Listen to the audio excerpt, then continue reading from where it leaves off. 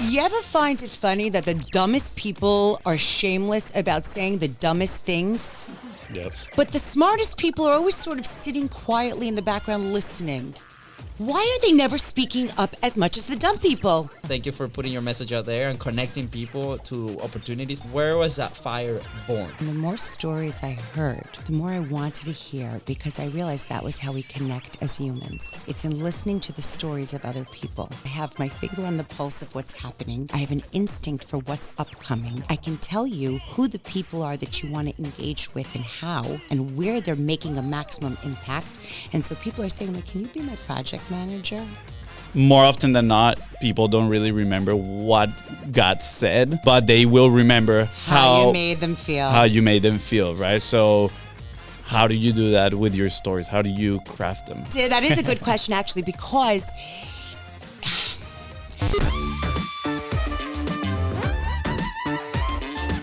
Guys, welcome back to Content is Profit. We are back in the studio after a hectic weekend. We had the birthday party of the kids. It wasn't Bouncy hectic, house. it was fun. It was fun. Fonzie killed it in the bouncy house. Let's go. was he the bouncer of the bouncy house? No, he was actually inside of the bouncy You're house. 3 years old, you cannot come in. You got out of here. Throwing the kids out of it. But, today we have a special guest here in the studio. Mm-hmm. We met her as, we met all our people that come record here in the studio, and what a surprise it was. We did not know the hurricane of positiveness. Is that it? Is that it? The thing? Craziness of positivity, so much energy. She's absolutely amazing. A force for the community, and what she's done and what she shared with us, it's incredible. So we're like, Suzie, you need to come to the show. All right, so now officially, let's get the show started. Here we go.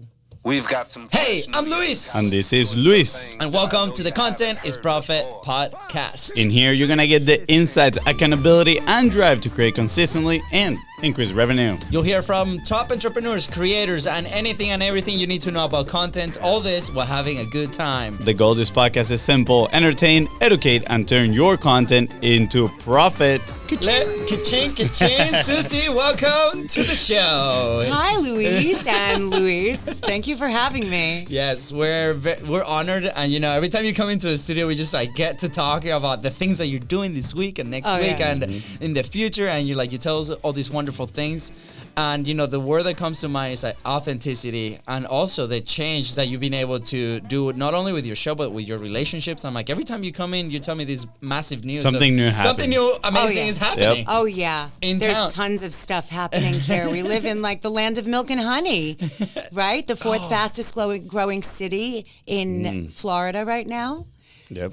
In one of the fastest growing states in the country right now. Mm-hmm. So I think that it's exciting when you find any opportunity and then you can utilize it for benefiting yourself, your family, your community, your city, your state, the world. Yeah, absolutely. For context, Suzie hosts a show here at the studio, and she brings so many cool people from the community. And every time she interviews them, apparently they go on and, realize their dreams. They get hired in amazing places. You're like have you seen the movie The Good Luck Chuck? You're like the Good Luck Chuck of Jacksonville. Oh, I am so flattered. Let me lick your spoon and cough on you. Yes, please. Exactly. No, you guys have been doing dynamic things as well for as long. So let me just back up a second. I love how you say, you met me. No, I came with the studio. So I was here first and I met you. True. That is true. That's right. And I don't know if you got a warning about me or not, but we got several warnings. There's we have a couple people you have to look out for, look forwards to. Yeah, look out, look forward, whatever words. Yeah. No, but honestly, you are literally the type of people that we love to work with, collaborate with, is because mainly I think your energy drives a lot of it, the impact that you're creating. This is why we do what we do. We provide the vehicle. We just talk about this, right? Yeah. For people to put their message out there, whether it's online in their house, here in the studio. And, I was a little heartbroken when you said season 2 is over. And I was like, no, we're not going to see Suzie ever again. And you came back. And we're now with stronger than ever. And it's so wonderful to see that. So thank you for putting your message out there and connecting people to opportunities, to messages. And it's so good. So for you, where was that fire born, right? Because we deal with a lot of entrepreneurs and people that publishing all over, and it's hard to see, I think. Like it's been just a few people that we've been able to spot that do it so well and so consistently like you do. So did it come natural, or was it something that you had to develop over time? That's such a good question. By the way, Boom. People are trained to say that to buy themselves a little time to formulate a response. So this is wow, way to crush my dreams. Was that a good question? No, it's not a good question. I gotta add it's an context. excellent question. No, Can I give you more time to think about it? Because it seems like you might need some time to think about that now that you said it. Go ahead. So for context, before we started the interview, we're like, yeah, Suzie, don't worry about it. This is a curiosity-based show. And she's like, all right, it's all about the questions. I like this. And it's like, and don't worry about it. We get plenty of people that tells us, wow, that's such a good question. That's why we're laughing about it right now. Luis is like, oh, people tell me all the time I have such great questions. They're just trying to understand your accent. That's what it is. I know. Now I know they're just looking for time to think. So it really is a good question. So if you look on my wrist, I have a tattoo that says purpose. And what had happened was that the podcast kind of came in the midst of this transition from being somebody who worked in an administrative space and then an education space, and then COVID came, and all of these worlds sort of transitioned, and I realized I had a lot of opportunities to listen to a lot of voices on a podcast. And I was listening to them in my car or on my AirPods, and it was a personal relationship that I was developing with people. And I had this opportunity to hear stories. And the more stories I heard, the more I wanted to hear, because I realized that was how we connect as humans. It's in listening to the stories of other people. And people don't often have that, right? Today, everything has gone so digital, and even Instacart, or when you check out of the shopping, it's now, cash free. Yeah. You're not interacting with people. So if you really want to hone in on people's thoughts, podcasts became the new way. And somebody said to me at the time, there's this message that we want to put out. We would love for you to make an investment and donate to us, and we'll do that. And I thought to myself, like, I'm a good talker. Why can't I share whatever the message is, which is how I decided to start the podcast. And it was building the plane as I was flying it. Yeah. I looked for a place that had the best quality studio. That was number one. Most people are looking at their business cards. They're looking at their branding. They're looking at their logo. I knew I was going to be schmooze with Suze because I've been schmooze with Suze my whole life, except in college when I was schmoozing with Susan. It was more formal. I thought I was important. But I knew who I was. I knew I was schmooze with Suze. Now I knew that the most important part of this was it couldn't be some kind of like hack job, because you only get one chance to make a good first impression. And so launching out of the gate, I knew I wanted my message to be strong, and I knew that it was going to be something that was community impact. So the purpose was that I wanted to be the change I wish to see in the world. We started this when I said, what do you want to be when you grow up? And Luis, you said you want to be a good dad. So I really want to be a good mom. And I didn't know what that meant. I just knew that you had to model that behavior. And if I said it out loud and I put it out into the universe, there's accountability. Yeah. So like you said, authenticity, I can't change who I am. Every time I come in or you hit play, it comes out of my mouth. and it comes with the word coffee and the accent, right? So when you laughed about the accent before, to me, an accent means you speak another language, which means that you've had to acclimate, you've had to adapt. That means that you've had to learn to think in two different cultures. Yeah. It's something I think is a huge talent and skill. And so I realized that podcasting was a way to get all of that stuff out there. I'm the vehicle, I'm the vessel to share messages of people.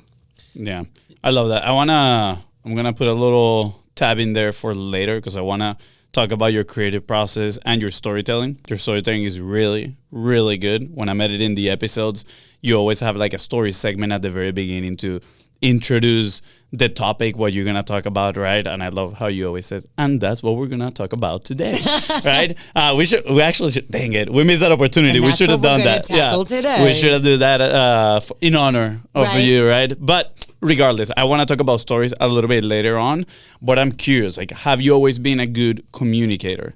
Because a lot of people, when they start to look at a project like this, they're like, oh, I want to start a podcast. I want to do something. And as soon as you press record, imposter syndrome, they stop. They cannot communicate, even if they're great communicators, you know, outside of the camera. So I'm curious about your experience when you decided to, you know, take the leap, start your podcast. What were some of those challenges that you had in there? Was it your personality shining through the camera? You know, because you are as authentic on camera as you are off camera, right? And some people's personality actually change when the camera starts rolling. So I'm curious on your end, how did that look like? Excellent point. So when I decided I wanted to have a podcast, the previous owner of this studio, I looked it up. I came in, I checked it out, and I said, I want to rent a couple of hours and I want to test it out. And I came in and I listened to myself. I wanted to see because what's your podcast, like you said, what's the programming, what's the setup, what's the structure? Mm-hmm. It's not just a kind of wing it. Like I always say that I'm building the plane as I'm flying it, and I am. What I mean by that is that I formulated how I want to navigate the process. So it was sitting in this room and first seeing if I could, for a half hour, 30 minutes, talk. Could I talk comfortably? Yeah. Uninterrupted. Just, you know, when you imagine when people say like that, you just kind of write your train of thought. If I was going to have 30 minutes and I had no guests, right? Because your dream is to have a guest. Yeah. What if you don't get a guest? Can you still carry a show? And so I booked the time and I did 2 separate episodes, and I listened to them afterwards, and it sounded like it was such a good story. And then afterwards, I listened to them like 2 or 3 times, and I thought, who cares? What's the point? What am I trying to get across over there? So I sat with that episode, and now I knew I could talk into a microphone, right? I overcame that obstacle. Yeah. That red light is on. I taped myself. I recorded. I saw what I looked like. So first, it was just me. I'm the first public opinion that I had to come up against. And then I knew that the next time around, I wanted to have it more structured. And I wanted, like you said, an intro. My intro had to be something that was going to tie me to my guest and to the topic. What makes this personal? And then it was finding out that what my goal is ultimately: character development, community building, capacity building. How can I get to those goals? Yeah. So the storytelling was the easy part. The communicating was the easy part. Not rambling. That's less easy. Being boring. And nobody telling you you're boring because your friends like you. If you give someone your podcast to listen to, you know, people don't tell me it sucks. Even if my podcast does suck, I've yet to hear any negative feedback. Oh, no, that's not true. One lady came over to me and she gave me feedback. She goes, I love it. I have 2 notes. She said, when you do your intro, you say the kids, colleagues, and those countless committees, and you sound like you hate the committees. And she was right. When I taped my first intro, I was on 3 committees, and every one of them was dysfunctional. And because of it, you could hear it in my voice. But I took the note, and I went back and I retracked the intro because I didn't want that to come across. It shifted my perspective. So, can I communicate? Yes. Can I communicate well? Yes. Does anyone want to hear me talk? I don't know. That was the next question. Yeah. I love sorry, real quick, because I think there's a big lesson here for the listener, which is intentionality in what you're doing, right? And at first, a lot of people just start and go in kind of like that blank page process where it's like, all right, go, but they forget to look back. They forget to reflect into what they're doing, right? Listening to it, see, oh, is my tonality good? Is my cadence good? Right? All these things. Is the emotion that I'm portraying on the message the right emotion that I want to portray? I think a lot of people miss this. And we talked about it often, the CPR method, we call it, right? Which is create, produce, reflect. Create something and end by going back into it, listen to a little bit of it, and then ask yourself, how can I make it better? How can I improve this? And that over time is how you actually get to improve as a creator, right? In front of the microphone, in front of the camera, whatever it is, your medium, writing, creating stories. Yeah. I find really curious that, does that process came naturally to you, or was that something that you were doing before in your professional life, whether like was a different project, right? Like, hey, we have like this started project and we'll do a face of it and then we adapt to it. As I reflect back in, you know, our own journey when we first published, we had our first show, Brews and Bros, right? And we share this story many times for people that want to start publishing, whatever platform it is, right? YouTube, podcasts, social. And we recorded 5 episodes with 2 cameras in Fonzie's room. It took an hour to do the setup. And after those 5 episodes, we're like, there's no way we're going to be able to sustain this to what we want to do, which is, you know, at that point was once a week, right? So then when we decided to launch Content is Profit a year later, we said, like, let's remove all the friction. Let's learn from that experience, right? But it took us a year to do that, right? And it was horrible. Like, it was a long time, and we struggled a lot as a business at that point. We're freelancing. It was like, you know, we had jobs here and there, and it was just like a crazy time, right? And then when we decided to launch without that friction, as in execution mode, right? Production was probably very low in our list at that point. We're like, we just need to get the message out. Right? That for us was like a little bit of the difference, right? And then we were improving after each episode. We're like, oh, maybe we can do the setup here. Maybe we can bring this camera in. Maybe we can invest in this. So you were tweaking, absolutely, but you were already talking about what is your job? What are you selling? You're selling your voice. You're selling your platform. So that's exactly right. What are we focusing our attention on? For some people, I find that they spend all of their time focusing on, what's going to be the arc of the season. And they need like a 5-year business plan, right? If I tell you I can't have a 5-year business plan for my 5-year business plan, it's never going to happen. I decided that this was something I needed to do. So I said, okay, let me start with the first 2 people that I know that I can call in a favor. They're high enough up. They're more important. People want to hear what they want to say. As long as the quality is, and I think that kind of gives you a little bit of you get lucky when you have a good system, and that's something you really should share. The significance of the quality, because when a podcast sounds terrible the first time, even if moving along the way it sounds better, if I pick it up at the beginning and it's no good and I drop it because sound's quality, I don't pick it up again.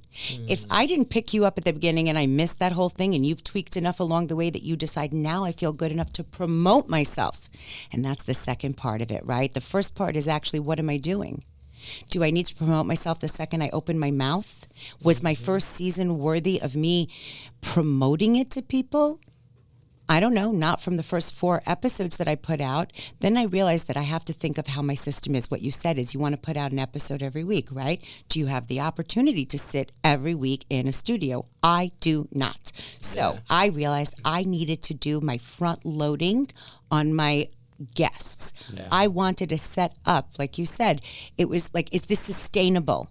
Being in a studio once a week is not sustainable. Sitting in a studio 2 days a week for 3 hours at a time for 2 weeks, that gives me how many guests, right? That's 12 guests. 12 guests. That's essentially a season. Yeah. And that's the third piece that I came into. So the first was the production quality. The second was the sustainability. And the third is, how long do I want to do this for? And will I burn out? And how can I prevent that? I realized I was going to do it seasonally. That meant I didn't have to do it every single week, 52 weeks, never take a break, run repeats. That's a lot of work for someone who doesn't have, by the way, a content calendar. I don't have I have them set up. I have a few of them set up. I forget to use them. And so it meant that I needed to just know that I care so much about my guests and their message that everyone needs to hear what they're saying. Yeah. So I love this. This resonates a lot with what we teach and preach, which is find your own how, right? There's a lot of people blasting their own system, what works for them, but that doesn't necessarily mean that it's going to work for you, the person listening, right? Doesn't necessarily mean that because they can create every single day, you're going to be able to do the same. They have different resources. They have very different time availability, all these things.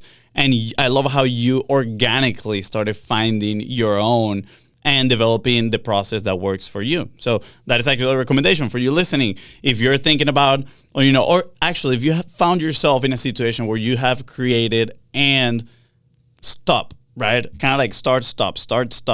That is probably because you are not taking into consideration your own resources, your times, right? Your own sustainability. Yeah, How it's can time I to make recalibrate. this? Yeah. Recalibrate. You don't have to throw it all out the window.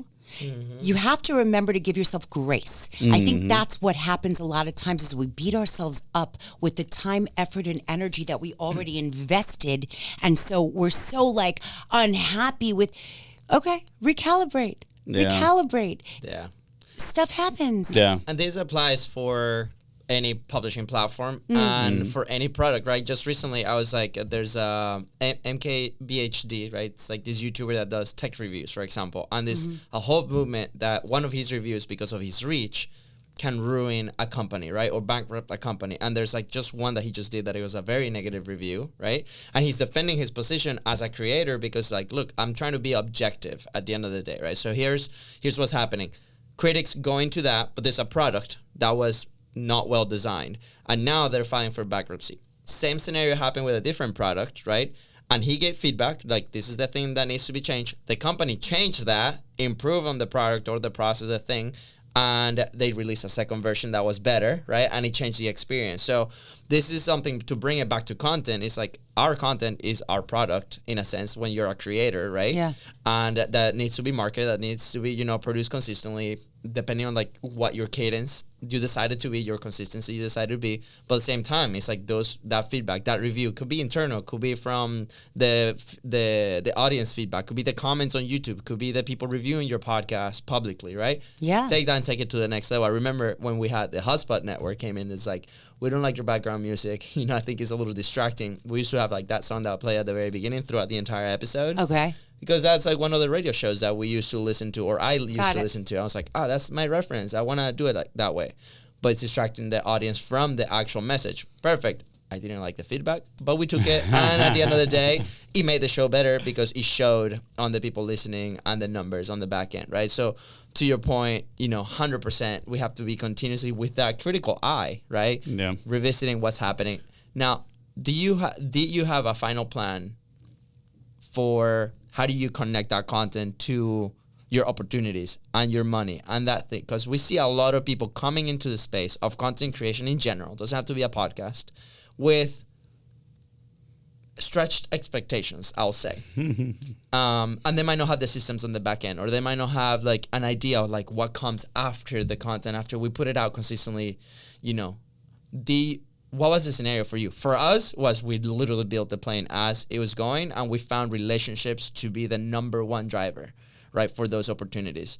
Do you have that in mind, or you were like, I'm just gonna like pour myself into these stories, into these people that come to me, and then I'll also figure out? Yeah. Was it if you build it, they'll come approach, or was it a more intentional approach of like, you talked about, I have this big connections that I want to bring. Do you intended to leverage those connections, on purpose as a way to connect with the community and all that? Initially, yes. When you're starting out, I think, okay, let's back it up. I think for a lot of people, they think that monetizing means advertising. And because I like to say that I'm not an expert, I schmooze the experts and get their thoughts. Why? Because I'm never the smartest girl in any room. I pride myself on being surrounded by people who are smarter than me in whatever it is that they're doing. The expectation is that I used to do marketing, public relations, advertising, educating, social media, whatever it is. Yeah. That's not what this is. What was I trying to do, right? What was my platform? So if advertising, what am I advertising? Am I going to get like Band-Aids to sell while I'm talking about social needs and community impact? I realize that that's not really what my goal is. My goal is that what I do is, like you said, connect people. I create relationships. And so what started off with me asking for a favor, would you come be on my show because I volunteer at your agency, became a different relationship that I was able to then offer people in terms of philanthropy and their opportunities. So, for example, when I decide to bring on a guest and I'm highlighting what it is they're doing, I'm attaching the links to whatever sponsorship availabilities are there or what their upcoming events or philanthropic goals are. And the driving force behind that is advertainment, right? Yeah. I'm advertising and I'm entertaining. At the same time, I'm also informing you about what's happening. And so people would say, like, how do you know everything about everything? Can you help me find out everything about everything? Yeah. And now that you're helping me, can I pay you to help navigate these types of relationships for me? Can you, the way you create a podcast, can you help me create a podcast?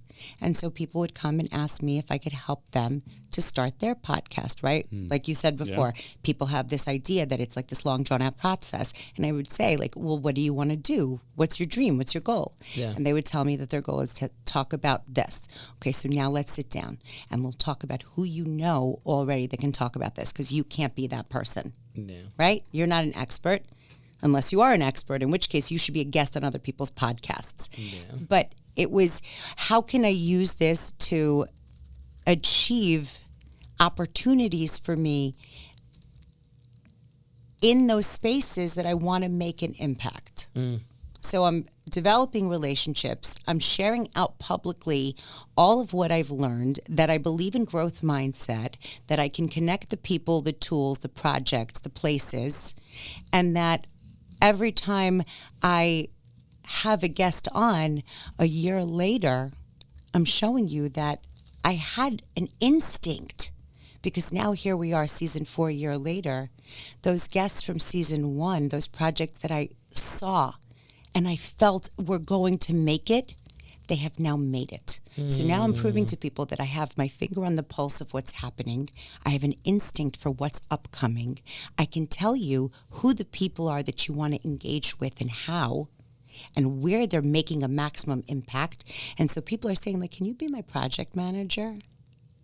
Because I'm only working here twice a week for 4 weeks, once a season, right? Yeah. That frees up a lot of time. Yeah. Yeah. So we have this concept that it kind of came out of the podcast and our experience. We call it pipeline platforms, which is pretty much how to use your platform, regardless whether it's a podcast or something else, to build your network, right? And then in some sort of way, monetize that network as well. And that is what you just shared in here, in a sense, right? You are a super connector. We just went to an event that was hosted by a super connector, right? Last week on Thursday. And the whole event was hot seat mastermind, where every business owner that was there would share what they do and who they want to work with.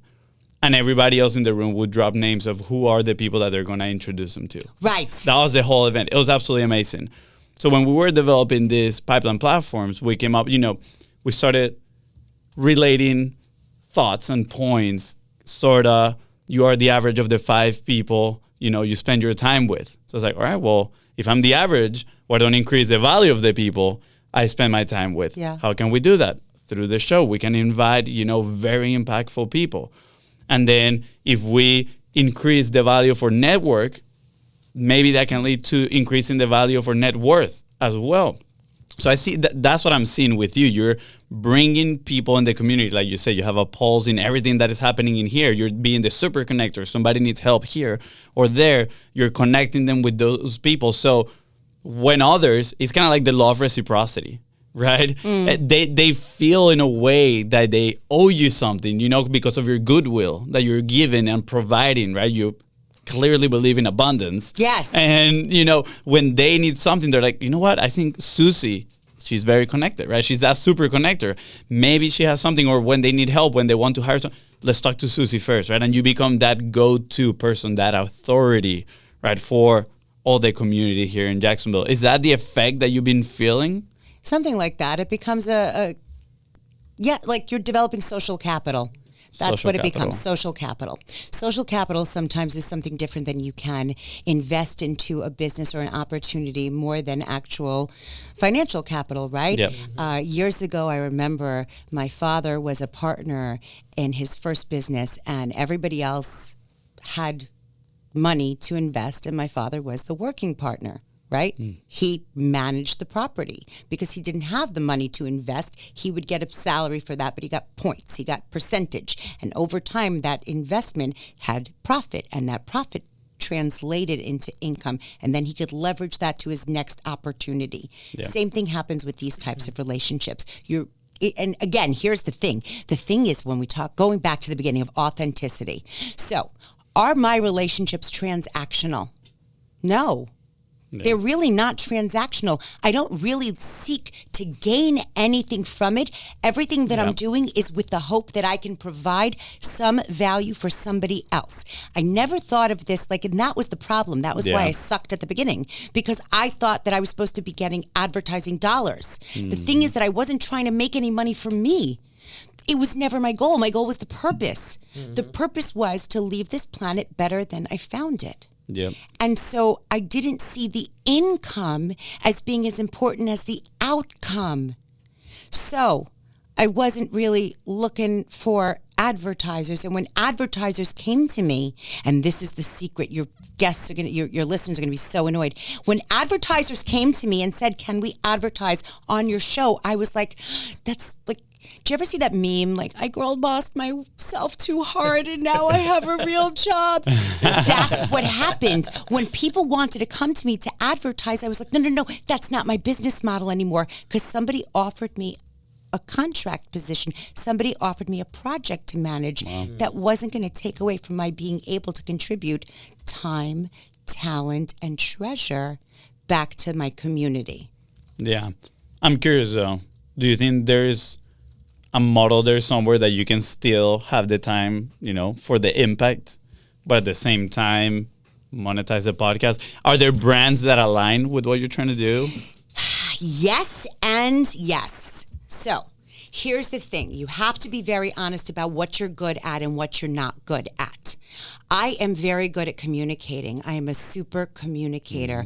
I can read minds. I can read people. I can gauge an interest, and I can work the crowd. What I'm not good at is something that I should hire someone else to do that's quicker, faster, better, cheaper in the long run. And so if theoretically I were to get a virtual assistant, or I were to hire someone as a third party to do the back-end operations and do that content calendar, because in order for me to monetize this, I need to give my advertisers what they want, which isn't just me saying once a week what I'm saying. I need to be able to put those clips out 3 times a week, right? So for right now, I get my daily messaging out with my Instagram stories. Yep. People are following me. They're following me for my thoughts on whatever's happening, but when it comes to the podcast, I don't want to dilute the integrity of that platform. So when and if I do become ready, that would mean that I have to level up. So again, building the plane as I'm flying it. I started with 1 story home. If I'm ready to go to the next level, which means I'm no longer a business unto myself that owes nobody nothing, now I work for other people. So when you work for other people, you better believe your integrity better be twice as good as it was when you were just working for yourself. Yeah. So I would hire people that are better than me, who are more responsible than me, who are more effective and trained to give them what they deserve. It's so good. Very powerful.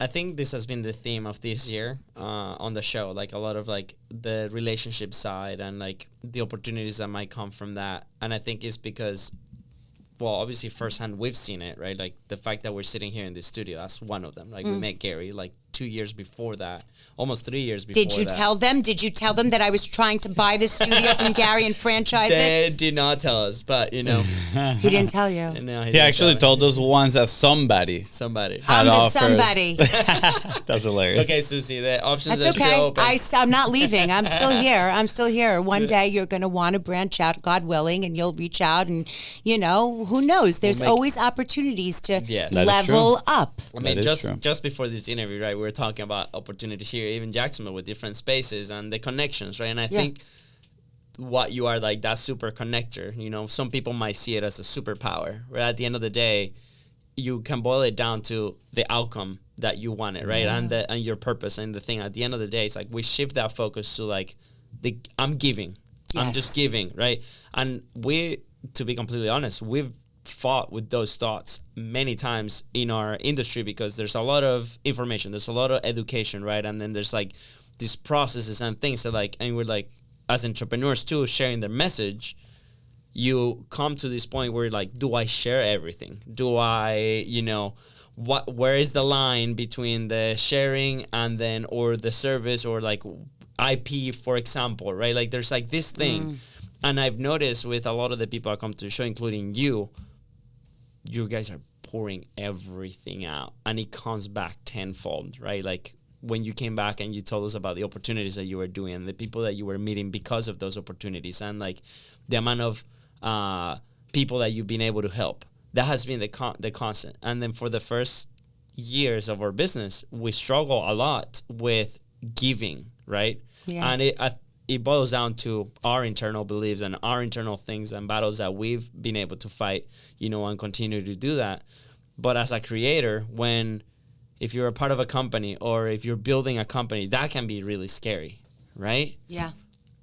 What, on the giving side, were you always convinced it was like, I'm giving everything and I just trust, the universe, my God, whoever you believe in, that is going to come back to me?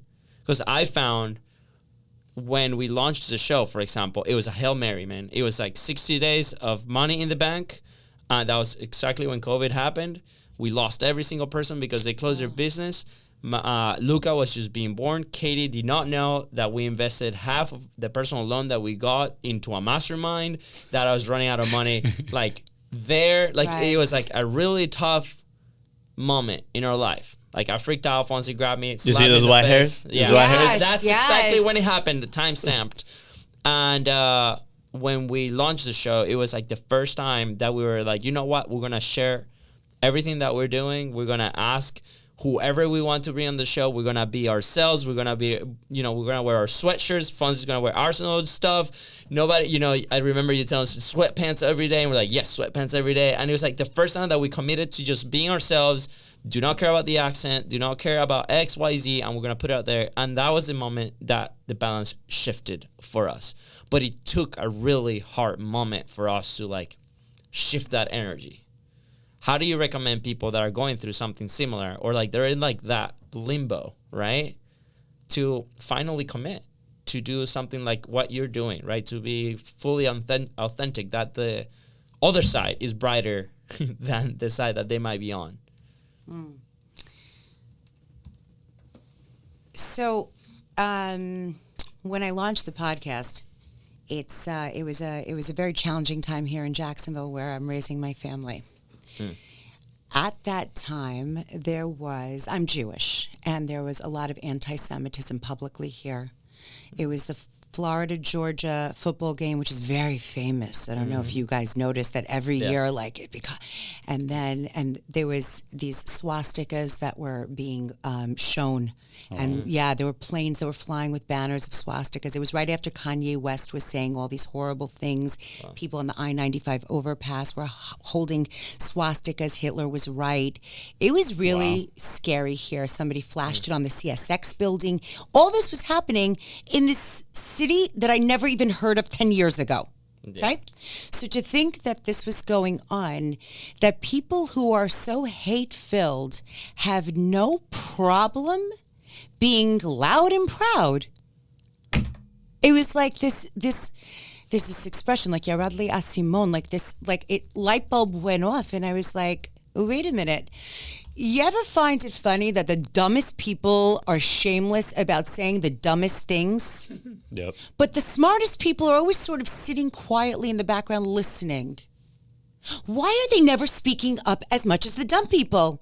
And that was when it shifted. So that's my message for a lot of people, right? At the time, I was a lot of a watcher. At the time, I have this big belief in giving back, right? I said it's not about the income, it's about the outcome, although you should always make a paycheck and you should never live in debt. But it was about time, talent, and treasure, right? How can I contribute to my community? So first it was time. I could volunteer. I would go to places, I would volunteer for organizations.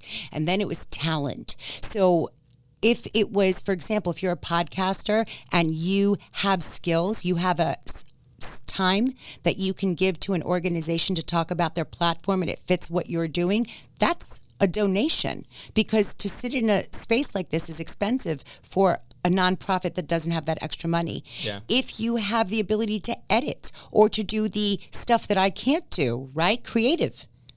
And you're donating that to a cause, that's talent. And then once that happened, I was able to donate treasure. What did that mean? My logo, Schmooze with Suze, started to become on those organizations that were speaking out and speaking on the messages that I believed in, right? So now I'm not just donating my time as a volunteer. I'm donating my talent by bringing their CEO and executive director on to talk about their organization.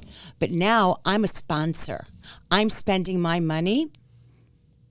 If I trust that everybody who I am backing is going to say things publicly out loud, I want to make sure that my message doesn't get lost somewhere, right? Do you ever see there's the positions or perspectives that you see do not reflect those of this station or this whatever? I wanted to make sure that my position is very much reflected. And so I knew I had to come out the gate very authentic and very true to myself. Because if I wanted to do my goal, my purpose was to de-silo community. I know that me being Jewish, experiencing anti-Semitism, I'm not the only person that's experienced trauma or tragedy. Every marginalized community, every immigrant, every refugee, everybody from a BIPOC community, LGBTQIA, everybody everywhere has experienced bullying at some point, somewhere. What you going to do? Are you going to be an upstander or a bystander? So a bystander doesn't say anything. What does an upstander do? You go and talk. You talk, but how do I listen to an upstander? I have to believe you. How can I believe you? Well, you have to be transparent because transparency builds trust. So the more authentic you are, the more you give them, the more they give you back, which means that what started off as my little Instagram with a little, podcast grew. And the people that were listening and were saying, hey, can you come and speak out loud, in front of a room full of people? Would you host an event where you can because they knew there was no surprises. Everything that you see and you hear is what you get. Unfortunately for my husband, he gets this until he falls asleep and puts a CPAP on his machine and he drowns me out. But part of knowing that I'm part of this community, I'm part of my living experience here, that I was doing this so I could make it better for my kids, was knowing that I had to do it all and you had to do it with me. So if I want you to share your story and how we can achieve this together, right? Yeah. So good. Yeah. You've purpose. That's the word that comes to mind, right? You are full of it. That is for sure. I'm full of something, that's for sure. Full of purpose and very passionate about what you are upstanding, what you're talking about. And definitely your guests, they can feel that. You transmit that. And we say it a lot. Content, in a way, is that, interchanging of energy. And your listeners can feel that as well. So thank you. That's been so amazing. I don't know if you have more questions on this. I put a bookmark at the very beginning to talk about stories. Yeah. Because I'm curious on how you craft those, if you have a process, if you just get inspired, you know, you have coffee before Always it. coffee. But, you know, stories are important. That's how a lot of people connect, and stories have emotional value, and emotions are the ones that create memories as well. More often than not, people don't really remember what got said, you know, but they will remember How you made them feel. How you made them feel, right? So how do you do that with your stories? How do you craft them? Because they are really, really good. And I've seen you. Thank you. A lot of times, most of the times I've seen you write them, but I've seen some episodes that you're like, I'm feeling the inspiration right now. And you go off without anything. Very rarely. But they're still really good. Very rarely. It's interesting that you say that, right? That's a good question. Appreciate that. That's it. That is a good question, actually, because I can't make it up. I can't make it up. You know how some people have to like have things done a long time in advance, and they have to have, not me. It literally happens the night before or the morning of, before my guest comes in, because I know what they're about. I know what they're generally talking about. My show is not a question-based show. Right? I do have guests who ask me about, like, what are the questions you're going to ask? And I do. I have a sample of a whole bunch of generic questions that I send them as though I'm going to ask them a single one. It's not. I'm not going to ask a single one. But you're inspired to think of the things that make you who you are. Okay? Not what you are, but who you are, because that's what we're going to tackle today. Who you are. I want to know the personal stories that lead to the public impact. And so when I think of that, what was that movie? I don't know. The Core Memories is that Inside Out? The one with Inside Out. Core Memory Unlocked. Yeah. So every one of my episodes, when I go back and I listen to them, and I very rarely do because I don't love the sound of my own voice.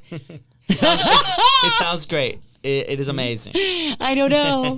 Okay, because it sounds like it's probably like nasal and very Brooklyn. And every time I watch the show The Nanny, I think I sound like her. So that's like the from Friends. What's her name? Exactly. Janice. You don't sound like Janice. I let me tell you. like Janice. So every one of these is a core memory unlocked. Something in that guest, in what they do, who they represent, how they came to be in the studio with me, I have a core memory that gets unlocked. What is it about you that I'm inspired by?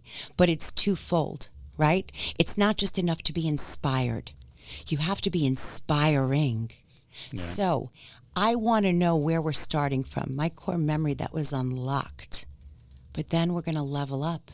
We're going to take the information and the story you tell me, and I'm going to see how that core memory that I started with can evolve. Borrow my binoculars and let's transform that into where we are right now. I started in the 1900s as an immigrant child in Brooklyn, right? Born to 4 Holocaust survivor grandparents. They never thought that they would get to this land. And so for me to be able to sit and tell these stories during a time of turmoil, when things are scary, to say, I'm going to use this opportunity, you know, this is like, there's this Bible verse in Esther 4:14, perhaps you were born for a time such as this. I think I've been crafting stories my entire life because I was raised by storytellers. They would tell me stories when they went to sleep. I thought they were the most heroic tales.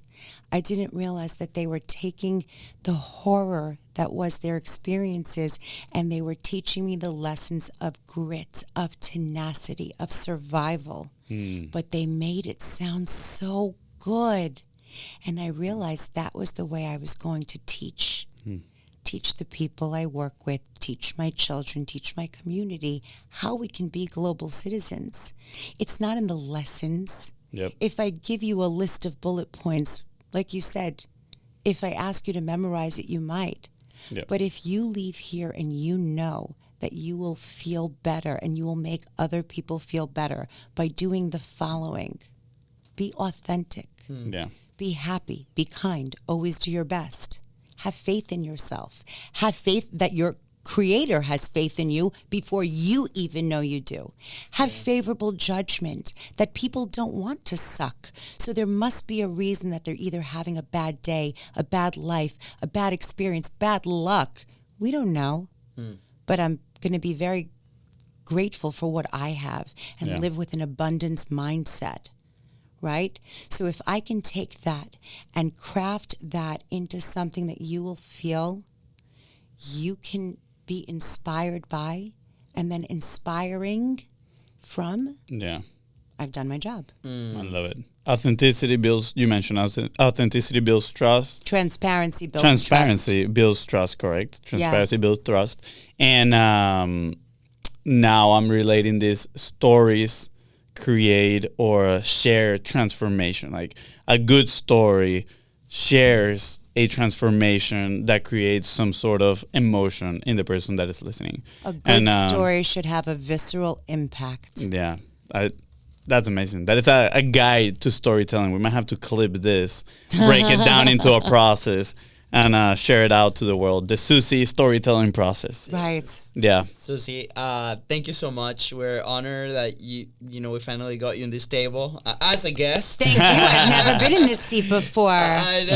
Yeah. Thank you for having me. It's a privilege. I appreciate it, and I am very excited that you share your process, the way that you do things, and how passionate you are. You made it your own, which is very refreshing to see. We see people modeling and copying and all this, and we have our own thoughts about that kind of stuff, but you made it your own platform, and it's creating an incredible positive impact in the city, this world. Like, we see it, we experience it every time we come in. It's a breath of fresh air and energy. You're like, we don't need coffee today, Susie's coming. Listen, when I was young, I thought it was me. I thought I knew everything. Remember, you were young, you were so smart, you know everything. You come in and you want to teach everyone everything that you learned, and they look at you and they're like, you don't have anything under your belt. Go back. And and then you realize that when you go out there and you do it for the outcome, not the income right away, but the outcome. Yeah. You're going to be the superstar anyway. Yeah, absolutely. Is there anything else that you want to share? Where can people find you? Where can people connect with you? What's the best way? I'm on Instagram, Schmooze with Suze. That's the best way, because I love that platform above all the other ones. I think it's the most interactive, and I really like to engage with the people that listen to the show. I take feedback very seriously. If you have an honorable mensch, someone that's a person of integrity who makes this world a better place, please make that recommendation. If there's a guest you'd like me to reach out, or you'd like to be a guest because you're really dynamic, for sure, schmoozewithsuze.org. And you can find me wherever you listen to podcasts. We'll leave the links. So make sure you scroll down and tap him. Connect with Suzie. Yeah, Thank you. Fonzie, anything else? Just thank you. I love it. I love your energy. Thank you. I needed a little... You need a boost? You need a 5-hour energy boost? Not quite that. I already had 2 coffees before coming here. I was in focus mode. So you just, recharge my energy for the rest of the day. I really appreciate it. Yes. Guys, with that said, thank you so much for coming to the Content Profit Podcast. Go ahead and follow the show in your favorite podcasting platform and on social media at The Beast Bros Co. That is wow. That is true. And if Suzie here help you become more passionate and energetic, please don't forget to share this episode and leave a 5-star review. See ya. Bye, guys.